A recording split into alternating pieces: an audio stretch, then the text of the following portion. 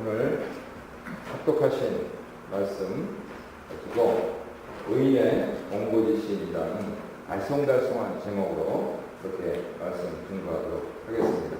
의인이란 말은 아실 거고요. 옹고지신이란 말은 아실 겁니다. 그러면 의인의 옹고지신은 뭐냐? 결론부터 말씀드리면 하나님 말씀이 성경에서 집중해서 그곳에 아직 나에게 말씀하지 아니하신 것까지도 들으려고 노력하면서 사는 삶이다. 이렇게 말씀을 드리겠습니다.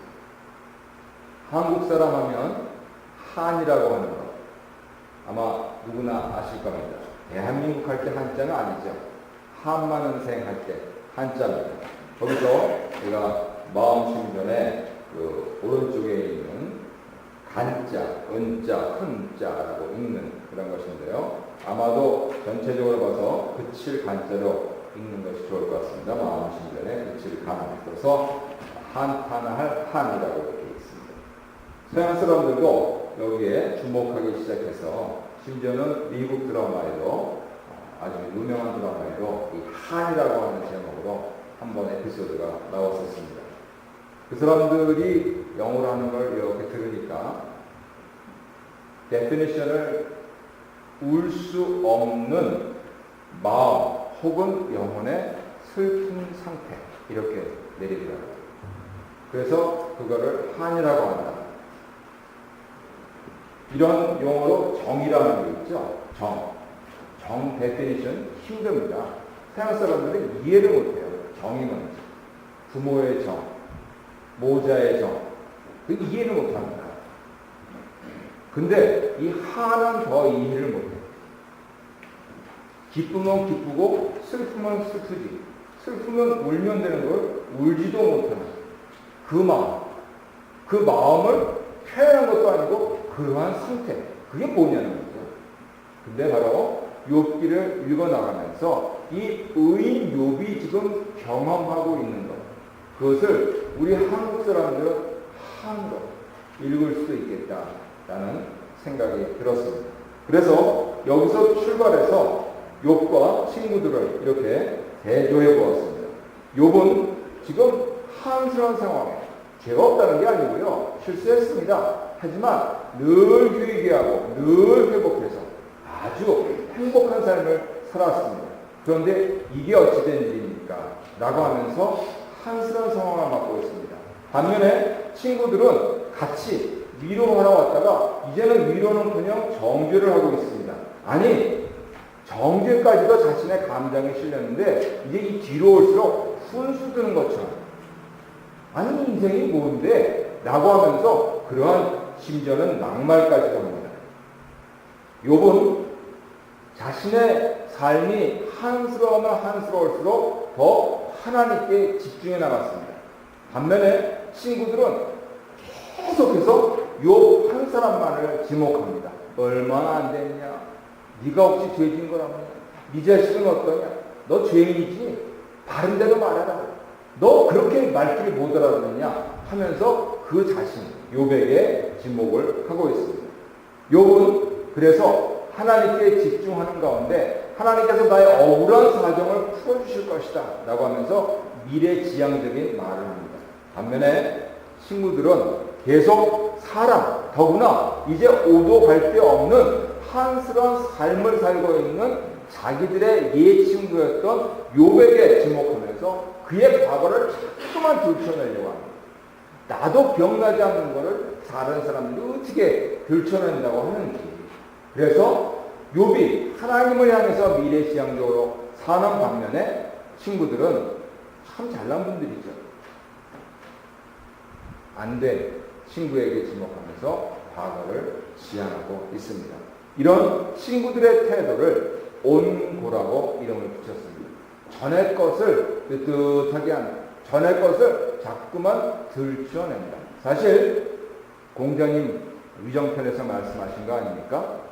그래서 사람 가르칠 만한 그러한 자격이 있게 된다 하면서 쓰신 말인데 원래 예꼬가 아니고 전의 것.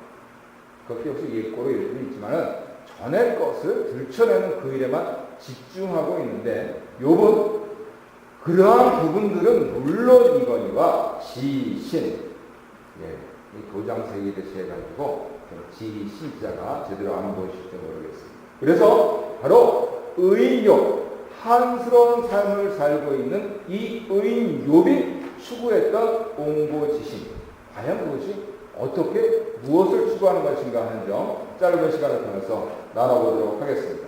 첫 번째로 의인이라면 무엇을 옹고지신할까? 온고, 전에 있는 게 뭐냐는 거죠.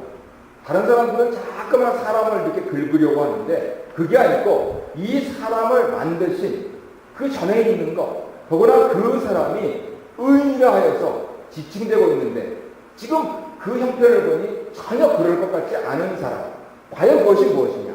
바로 욥은 앞서 22장까지 전에 나에게 말씀하셨던 하나님이시다 라고 그렇게 소개를 하고 있습니다. 이것을 정리하면 하나님께서 세상을 창조하셨고 하나님께서 나를 창조하셨다. 무엇으로요? 말씀으로.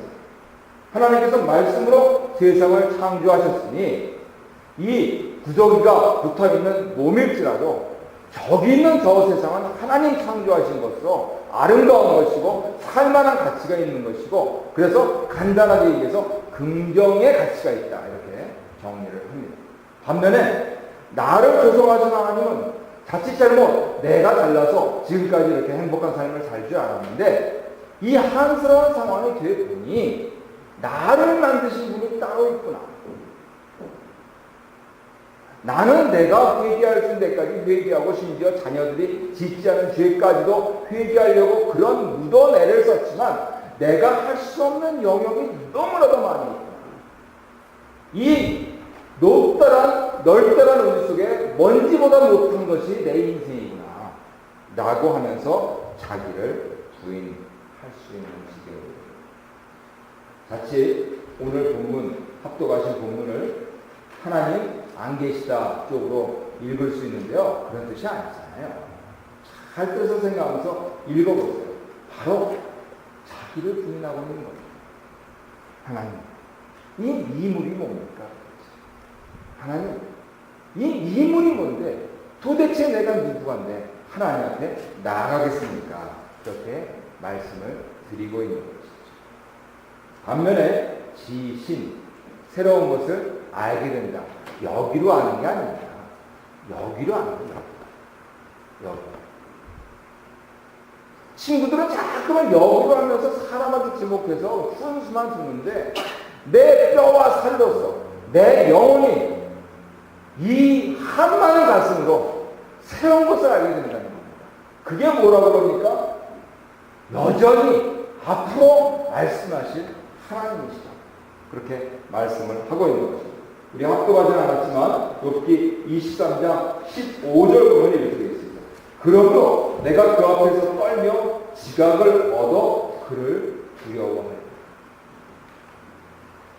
이 가슴으로 만난 하나님을 내가 생각할 때 도대체 나는 부인할 수밖에 없는 그러한 존재였으나 내가 무엇이란데 흔히 요즘 교회에서 얘기하는 그러한 용어로 하자면 어떻게 하여서 내가 구원을 받아서 이 자리에까지 나올 수 있게 되었는가 라고 하면서 우리 어린이들 용어로 하면은 왕왕왕왕 나는 왕자다.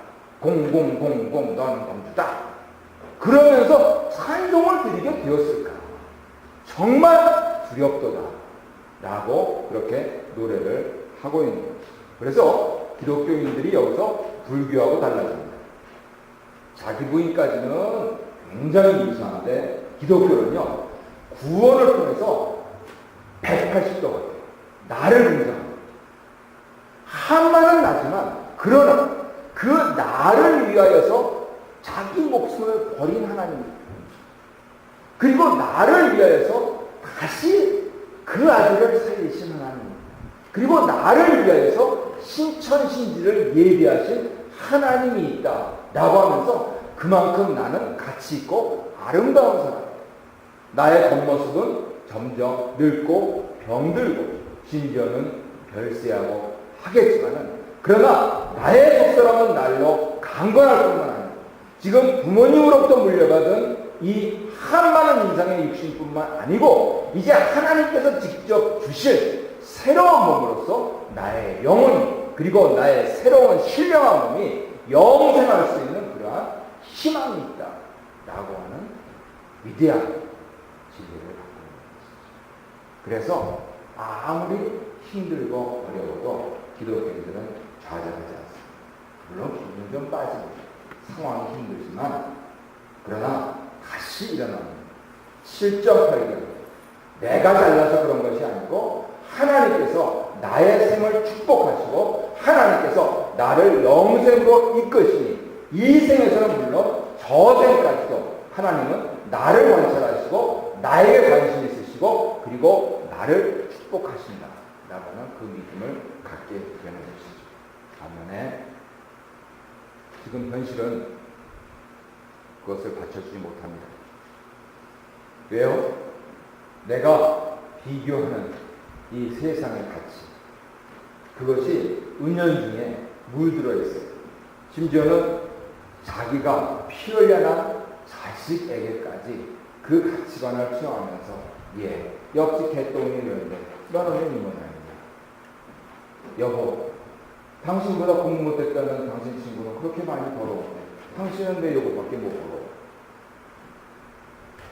그러면 너는 뭐 한 게 있냐?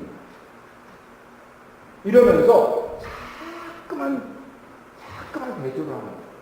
그런데 그렇게 대조하는 말의 가치의 근거는 뭐냐? 이 세상 가치잖아요. 좋은 부모님 만나서 좋은 학교 나와야 되고 좋은 취업 잡아야 되고 그리고 멋진 삶을 살아야 되고 쉬어도 즐겨야 되고 그리고 심지어는 관도 잘 써야 되고 그리고 심지어는 영감자리도 못되게 된다. 이렇게 하십니다. 김형석 교수님이라고 저명하신 철학자께서는 그래서 결국 다 죽으려고 사는 것 이렇게 아주 한자라고는 줄여서 말씀하셨더라고요. 다 신장같이요. 잘 오셨듯이 그렇게 사신다고. 바로 그래서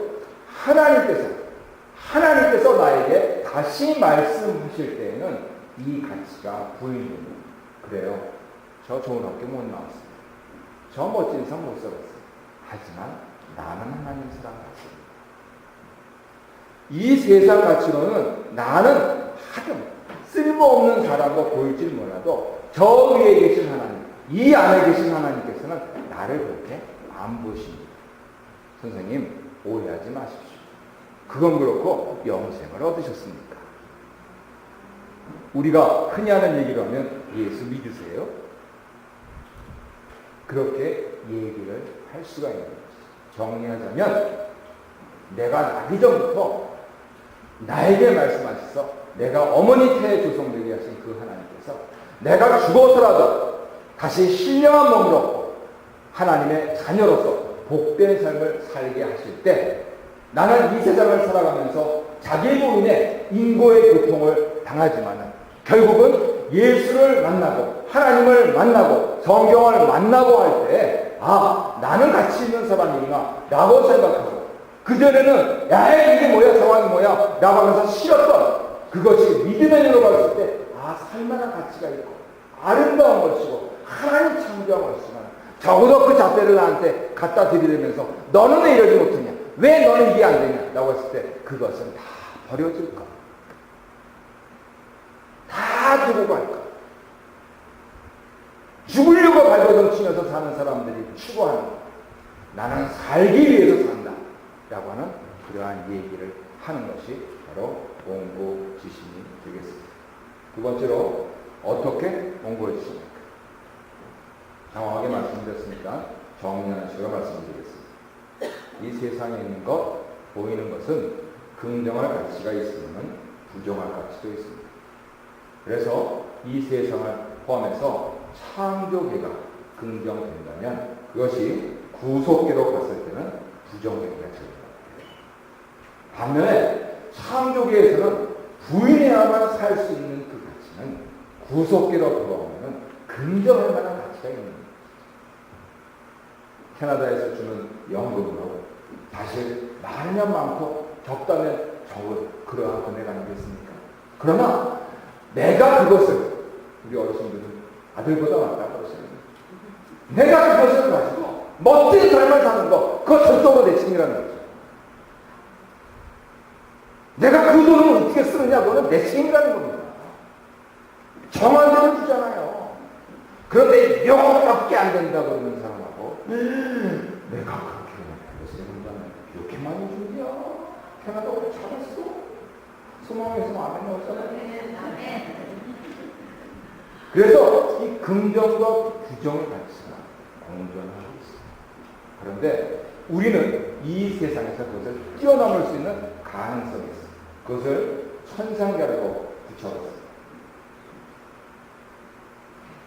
내가 조금 부족하다 느낄 때 나보다 없는 사람 생각하고 감사하다. 또 실제적으로 거기서 조금 나누어질 때 그것이 바로 우리가 형성됩니다. 저 우리 교회 이름이 참 좋아요. 우리 영어 본 전도사님한테 어떻게 해야 돼 이거? 그랬더니 이미 our church에 있으니까 we church라고 했어요. 이 캐나다 목사님들도 신기한가 봐요. we church. 아주 그냥 쏙쏙 들어온다는 거예요. 그랬을 때 너와 나를 넘어서 위에 계신 분을 포섭하는 그 우리가 됩니다. 그 위에 계신 분이 계시기 때문에 바로 천상계로 존재할 수가 있는 겁니다. 그날 걸어서 그날 먹는 사람도 하늘과 같은 존재가 될 수 있는 가능성이 열린다 하는 것이죠. 그것을 위해서 바로 긍정, 부정의 이 틀을 넘어서는 궁극적인 가치, 바로 그것 때문에 오늘 우리는 이 자리에 모여 있습니다.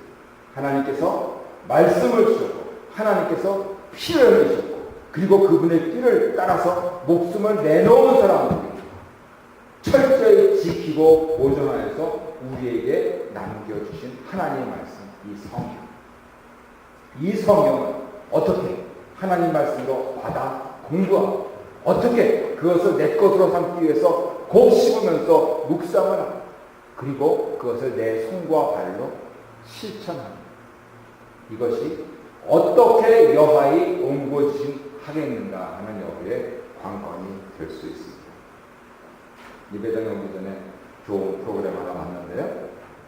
TV를 한국 사람들이 일생 동안 몇 년어치를 보시는지 아십니까? 네, 맞습니다. 어느 분이 말씀하셨는데 하루 3시간씩 보면 10년, 인생 10년 TV 보고 그러거든요. 그래서 네가 TV를 키면 네 인생은 꺼지고 네가 TV를 끄면 네 인생은 켜진다. 이게 전체 미국 TV극이 네트워크 구호랍니다. 한번 따라해 보실까요? TV를 끄면 내 인생 켜진다. 공부하라는 겁니다. 물론 좋은 프로그램이 있어요. 그리고 또 옛날에 저 사람 아직도 노래하네. 뭐 그거 즐겨 보셔야죠.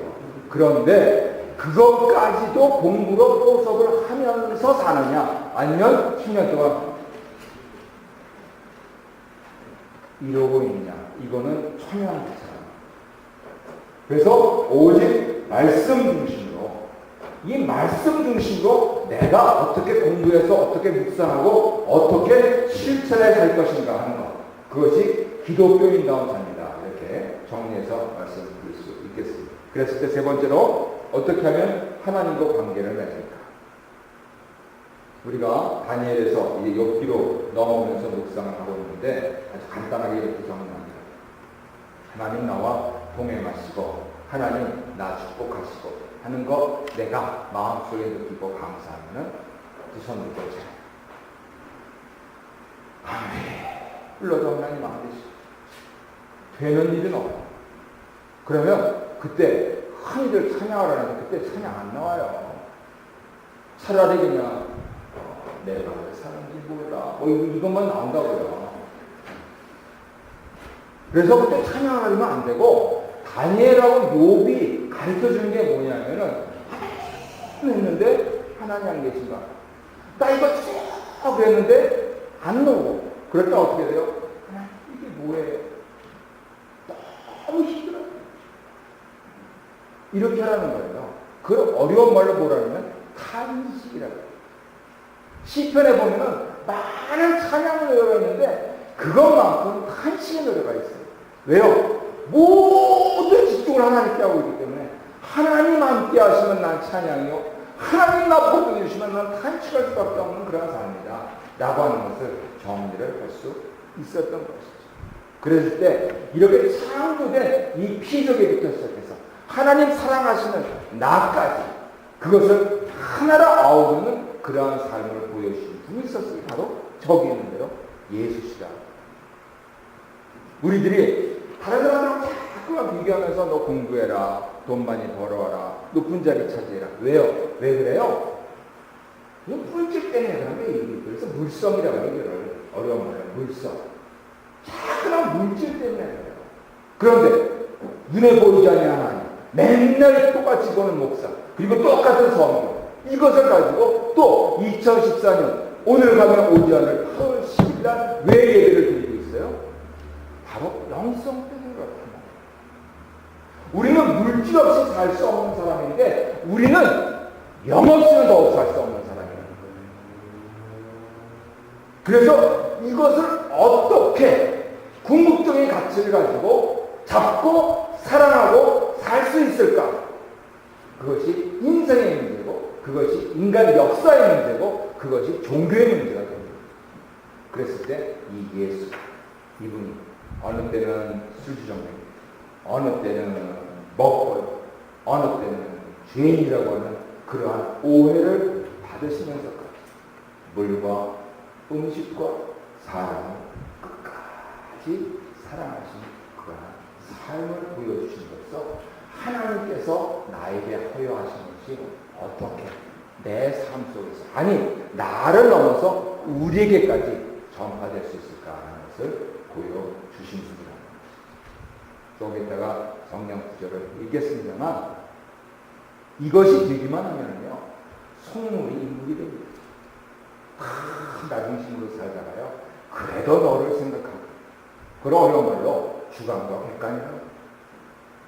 또 하나는요 그냥 나만 어떻게 기도자께서 막 기도 드리셨는데 아주 나만 알지 못해요. 그런 값싼 은혜가 아니고 아주 값진 신앙을 갖게 된다는 거죠. 결국 예수님은 그 값진 신앙의 궁극적인 실천으로 어디에 다니셨습니까? 십자가에 다니셨어요. 우리가 미끼에, 우리가 자리에 나와 있는 것이죠. 그래서 내 중심으로 살지 않고 예수 중심으로 사는 그러한 아름다운 사람과 아름다운 교회가 될 수가 있어요. 요즘 한국교회에서 가장 대면하고 있는 핵심 주제입니다. 당신들 복 많이 받았어. 어이구, 축구이고, 어이구, 그냥 아주 근사. 예배당 몇백억, 몇천억을 들여서 드렸어. 또 와.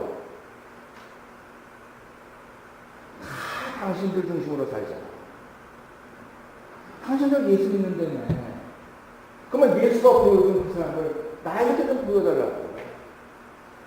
이 공공의 교회, 이거를 보여달라고 안 믿는 사람들이 아우성을 치는 겁니다. 이 조그만 교회는 사람도 없고 돈도 없어서 보여줄 것도 없어요. 그러면 이 물성이 풍부한 데는 좀 보여줘야 될 거 아니에요. 보여주기는 그냥 자식한테 보여주는 게 큰일이죠. 기독교 대신 이름 뭐라고 해요? 그런 얘기 교회에서 하지 마세요. 그래서 결국 이 예수의 삶을 추구해야 될 거 아니냐 라고 하는 것을 교회, 이 시대가, 이 세상이 요청하고 있는 거예요. 하나님은 이 탄식을 보여주는 그것을 말씀을 해주셨는데 우리가 반만 찬양을 하면서 그것 하나 못 보여준단 말입니다. 사도 바울께서 우리에게 다음과 같은 말씀을 전해주셨습니다. 공공의 교회를 위하여서 우리 빌립보서 고린도전서 말씀 함께 읽겠습니다. 먼저 빌립보서 2장 5절 화면에 있죠? 함께 읽겠습니다. 너희 안에 이 마음을 품으라. 곧 그리스도 예수의 마음이 그는 근본 하나님의 본체시나 하나님과 동등됨을 취할 것으로 여기지 아니하시고 오히려 자기를 비워 종의 육체를 가지사 사람들과 같이 되셨고 사람의 모양으로 나타나사 자기를 낮추시고 죽기까지 복종하셨으니 곧 십자가에 죽으십니다. 이러므로 하나님이 그를 지극히 높여 모든 이름 위에 뛰어난 이름을 주사 하늘에 있는 자들과 땅에 있는 자들과 땅 아래에 있는 자들로 모든 무릎을 예수의 이름에 꿇게 하시고 모든 입으로 예수 그리스도를 주라 시인하여 하나님 아버지께 영광을 돌리게 하셨습니다. 그러므로 나의 사랑하는 자들아, 너희가 나 있을 때뿐 아니라 더욱 지금 나 없을 때에도 항상 복종하여 두렵고 떨림으로 너희 구원을 이루라. 너희 안에서 행하시는 이는 하나님이시니 자기의 기쁘신 뜻을 위하여 너희에게 소원을 두고 행하게 하시나니 모든 일을 원망과 시비가 없이 하라. 이는 너희가 흠이 없고 순전하여 어그러지고 거스르는 세대 가운데서 하나님의 흠 없는 자녀로 세상에서 그들 가운데 빛들로 나타내며 생명의 말씀을 밝혀 나의 다름지 헛되지 아니하고 수고도 헛되지 아니하므로 그리스도의 날에 내가 자랑할 것이 있게 하려 합니다. 아멘. 그런데 이 자랑이 뭔지 아십니까? 바로 뒤에 나오는 고린도전서 15장 말씀이 있습니다. 길지만 또 읽겠습니다. 형제들아 시작. 형제들아 내가 그리스도 예수 우리 주 안에서 가진 바 너희에 대한 나의 자랑을 두고 단언하노니 나는 날마다 죽노라. 어리석은 자여 내가 뿌리는 씨가 죽지 않으면 살아나지 못하겠고 또 내가 뿌리는 것은 장래의 형체를 뿌리는 것이 아니요 다만 밀이나 다른 것의 알맹이뿐이로되 하나님이 그 뜻대로 그에게 형체를 주시되 각 종자에게 그 형체를 주시느니라. 하늘에 속한 형체도 있고 땅에 속한 형체도 있으나 하늘에 속한 것의 영광이 따로 있고 땅에 속한 것의 영광이 따로 있으니 해의 영광이 다르고 달의 영광이 다르며 별의 영광도 다른데 별과 별의 영광이 다르다. 썩을 것으로 심고 썩지 아니할 것으로 다시 살아나며 욕된 것으로 심고 영광스러운 것으로 다시 살아나며 약한 것으로 심고 강한 것으로 다시 살아나며 육의 몸으로 심고 신령한 몸으로 다시 살아나며 육의 몸이 있은즉 또 영의 몸도 있느니라. 기록된 바 첫사람 아담은 생명이 되었다 함과 같이 마지막 아담은 살려주는 영이 되었나니 그러나 먼저는 신령한 사람이 아니요 육의 사람이요 그 다음에 신령한 사람이니라. 첫사람은 땅에서 났으니 흙에 속한 자이거니와 둘째 사람은 하늘에서 나셨느니라. 무릇 흙에 속한 자들은 저 흙에 속한 자와 같고 무릇 하늘에 속한 자들은 저 하늘에 속한 이와 같으니 우리가 흙에 속한 자의 형상을 입은 것 같이 또한 하늘에 속한 이의 형상을 입으리라.